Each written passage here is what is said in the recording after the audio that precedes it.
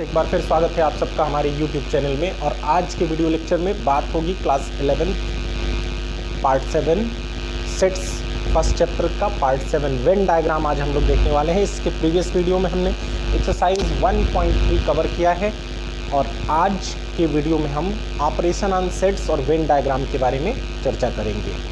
तो Venn diagram देखिए, नाम से पहले क्लियर है कि ये कोई डायग्राम होगा। डायग्राम लिखा है तो डेफिनेटली ये कोई डायग्राम है। और वेन किसी मैथमेटिशियन के नाम पे इसको रखा गया है जिसने इसको डिस्कवर किया, प्रमोट किया उसके नाम पे। तो आइए पहले वेन डायग्राम जानते हैं। देखिए एक्चुअली किसी भी थ्योरी को अगर हम किसी पिक्चर या वीडियो के थ्रू समझें, पिक्चर के थ्रू समझने की कोशिश करें तो वो ज़्यादा बेनिफिशियल होता है, ज़्यादा बेहतर तरीके से समझ में आता है। फॉर एग्ज़ाम्पल अगर कोई न्यूज़पेपर में आप कोई सुन लेते हैं, कोई न्यूज़ ऐसे सुन लेते हैं कि इस जगह पे ये इस तरह का एक वारदात हुआ, और बाय चांस अगर उसकी पिक्चर देख लेते हैं न्यूज़ चैनल पे, तो आपको देखी हुई बात जो चैनल पे पिक्चर के साथ देखते हैं वो कुछ ज़्यादा दिनों तक याद रहती है।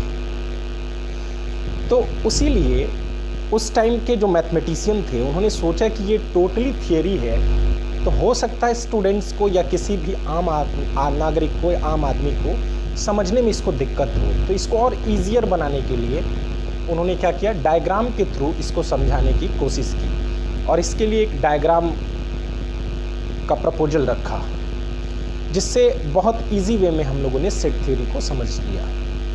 इसलिए इसको वेन डायग्राम कहा जाता है। और इसको हम लोग पढ़ते हैं कि सेट थ्योरी को और ज़्यादा कंसेप्चुअल पढ़ने के लिए, कंसेप्ट इसका समझने के लिए हम लोग किसी डायग्राम के थ्रू पढ़ें जिससे ये और ज़्यादा क्लियर हो।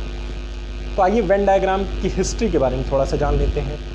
इन 18th सेंचुरी स्विस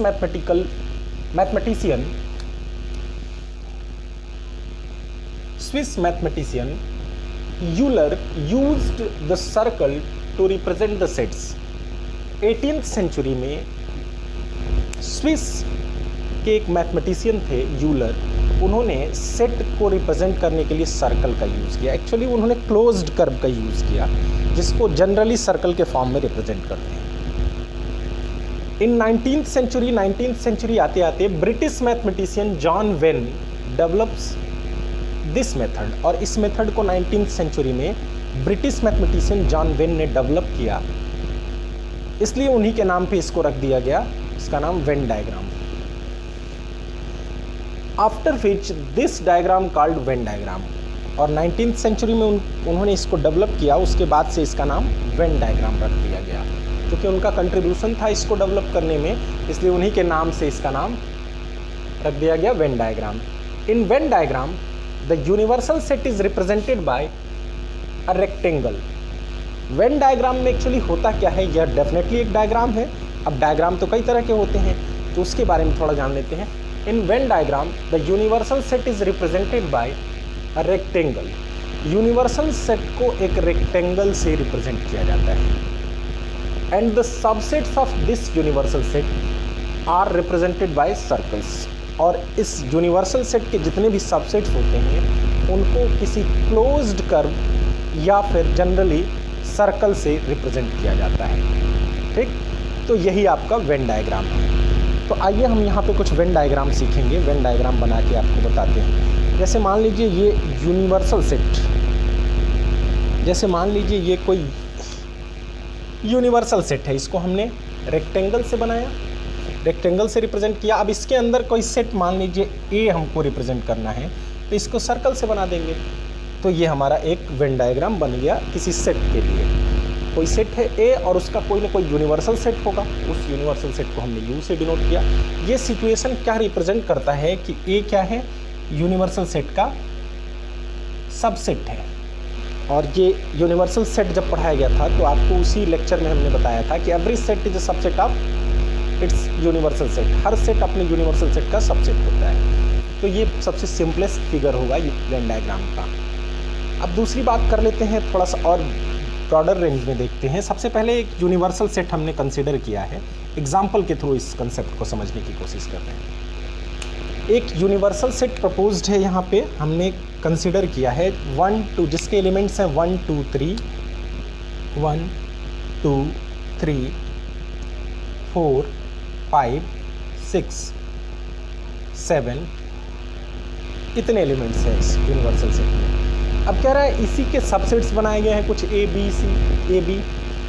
तो एक सेट इसके अंदर बनाया गया है A, B। तो ये हमने यूनिवर्सल सेट को रेक्टेंगल से रिप्रेजेंट कर दिया।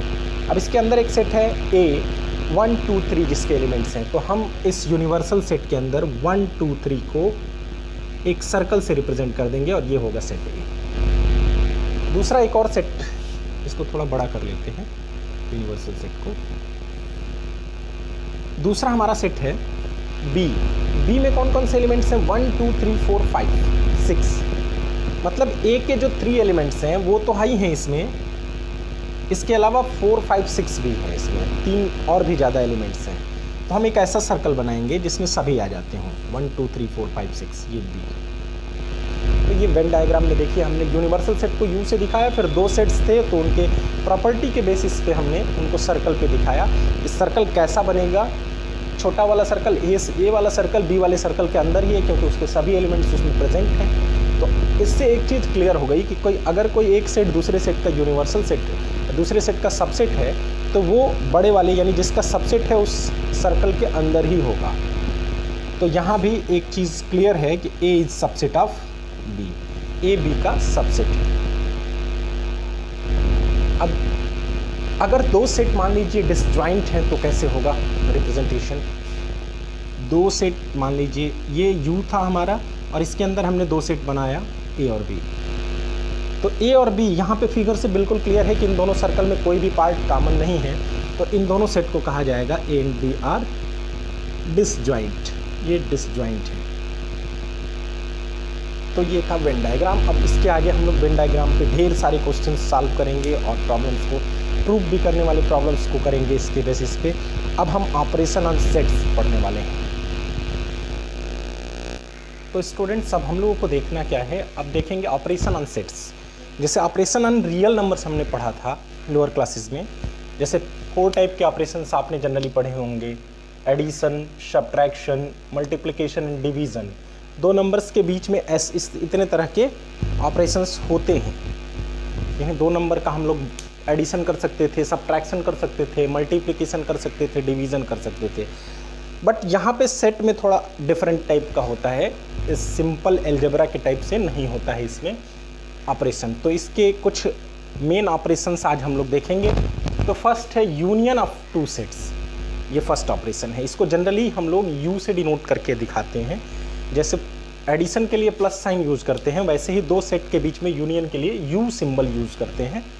तो यूनियन ऑफ सेट्स होता क्या है? The union of 2 sets A and B is the set of all those elements which are either in A or in B, including those which are in both.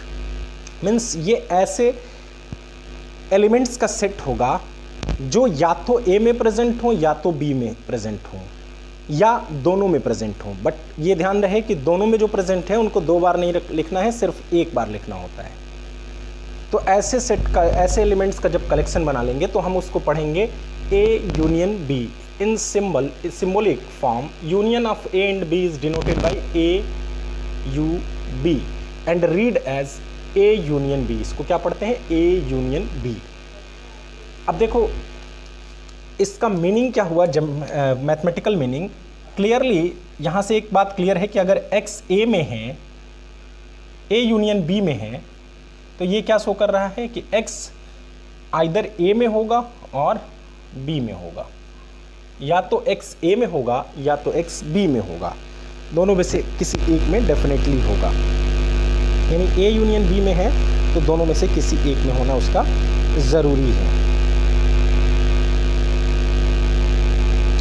और दूसरा conclusion क्या निकलता है कि अगर X A यूनियन B का नहीं है, X is not element of A union B, then definitely X is not element of A and X is not element of B। यहाँ मीनिंग समझिएगा।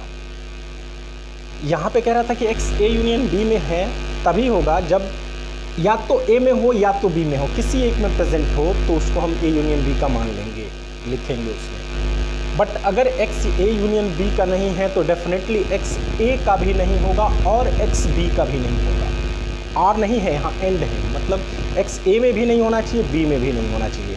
अब अगर हम इसको दिखाना चाहें वेन डायग्राम के थ्रू तो कैसे रिप्रेजेंट करेंगे वेन डायग्राम के थ्रू, ये देख लेते हैं।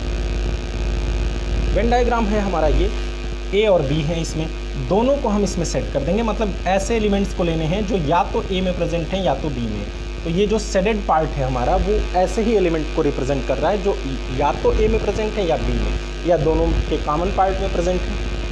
तो ये ए यूनियन बी का हमारा वेन डायग्राम हो गया, इसको ए यूनियन बी कहेंगे वेन डायग्राम। अब union of more than 2 sets पढ़ना है, मतलब एक से ज़्यादा, 2 से ज़्यादा सेट रहे तब कैसे उनका यूनियन होगा। Union of more than 2 sets, if A1 A2 A3, if A1 A2 A3 AN is family of finite number of sets, then I is equal to 1 to n U universal set यानी union of AI, या तो symbolically ऐसे लिखते हैं single form में ऐसे, या तो सेपरेट फॉर्म में ऐसे लिखेंगे A1 union A2 union A3 dot dot AN, सभी का आपस में कॉम्बिनेशन कर देंगे। Represents the union of given sets, ये रिप्रेजेंट करेगा n सेट्स के यूनियन को। अब इसकी कुछ प्रॉपर्टीज होती है। फर्स्ट है आइडेम्पटेंट लॉ, मीन्स आइडेंटिटी जो एलिमेंट्स होती है प्रॉपर्टी, उसी को आइडेम्पटेंट लॉ कहा जाता है। Means A union A, identity A union A is equal to आता है ए, मीन्स ए का ए के साथ ही यूनियन लेंगे तो क्या आएगा, ए आएगा। और ए का उसके बाद है सेकंड हमारा कम्यूटेटिव लॉ, ए का बी के साथ जो यूनियन होता है वही बी का ए के साथ यूनियन, चाहे ए को बी के साथ मिक्स करिए चाहे बी को ए के साथ मिक्स करिए, यूनियन लीजिए, दोनों की वैल्यू सेम आती है। थर्ड है associative law, A union B union C, चाहे पहले ए और बी को आपस में कंबाइन कर लीजिए, यूनियन ले लीजिए, फिर सी का लीजिए, या फिर पहले बी और सी का ले लेते हैं फिर ए का लेते हैं, दोनों बात बराबर होगी, तो ये एसोसिएटिव लॉ है। Law of identity, law of identity ये कहता है ए यूनियन फाई, अगर किसी इम्पटी सेट को ए के साथ मिक्स करेंगे तो क्या आएगा, यूनियन लेंगे तो ए ही मिलेगा। और अगर किसी यूनिवर्सल सेट को ए के साथ यूनियन लेंगे तो यूनिवर्सल सेट मिलेगा डेफिनेटली, क्योंकि यूनिवर्सल सेट का ही पार्ट होता है। तो ये इसके 4 प्रॉपर्टीज़ थे। अब हम इंटरसेक्शन की बात करेंगे। तो स्टूडेंट्स अब सेकंड ऑपरेशन की बात करते हैं। सेकंड ऑपरेशन है इंटरसेक्शन ऑफ 2 सेट्स। तो डेफिनेशन क्लियरली समझिए, the intersection of 2 sets A and B is the set of all those elements which belong to both A and B। ऐसे elements A intersection B में आएंगे जो दोनों में belong करते हैं, किसी एक में होने से नहीं, दोनों में नेसेसरली वो बिलोंग करने चाहिए। Symbolically we write A intersection B is equal to X such that X belongs to A and X belongs to B। मतलब ये जरूरी कंडीशन है कि वो दोनों में हो। दैट मीन्स कंक्लूजन ये निकलता है कि if X belongs to A intersection B, this double implies X belongs to A and X belongs to B, means दोनों में होना चाहिए, तभी वो A इंटरसेक्शन B में आएगा। इसको सिम्बोलिकली A इंटरसेक्शन B पढ़ते हैं, लिखते हैं ऐसे, और A इंटरसेक्शन B पढ़ते हैं। इसके अगेंस्ट अगर X A इंटरसेक्शन B में बिलोंग नहीं करता है, दैट मीन्स कि X या तो A में ना हो और X B में ना हो, दोनों में से किसी एक में नहीं होगा तो वो A इंटरसेक्शन B में नहीं होगा। अगर X A इंटरसेक्शन B में है तो दोनों में होना चाहिए। अब इसको अगर हमें रिप्रेजेंट करना है A इंटरसेक्शन B को वेन डायग्राम से, तो ये पोर्शन जो होगा A और B का कॉमन पोर्शन, यही A इंटरसेक्शन B है। A और B जो दो, अगर मान लीजिए A इज इक्वल टू 1 2 3 है, B इज इक्वल टू 2 3 4 5 है, तो A इंटरसेक्शन B में आएगा 1 2 3, जो दोनों में कॉमन है, 2 and 3 दोनों में कॉमन है, वही एलिमेंट्स आएंगे। अब इसकी भी कुछ प्रॉपर्टीज़ हैं, उनको पढ़ लेते हैं। प्रॉपर्टी फर्स्ट है idempotent law, means A intersection A is equal to A होता है। कम्यूटेटिव लॉ ये कहता है कि A intersection B is equal to B intersection A। Associative law कहता है A intersection B intersection C is equal to A intersection B intersection C। और law of identity ये कहता है A intersection phi is equal to phi and A intersection U is equal to, तो ये हमारे 4 5 identities हैं।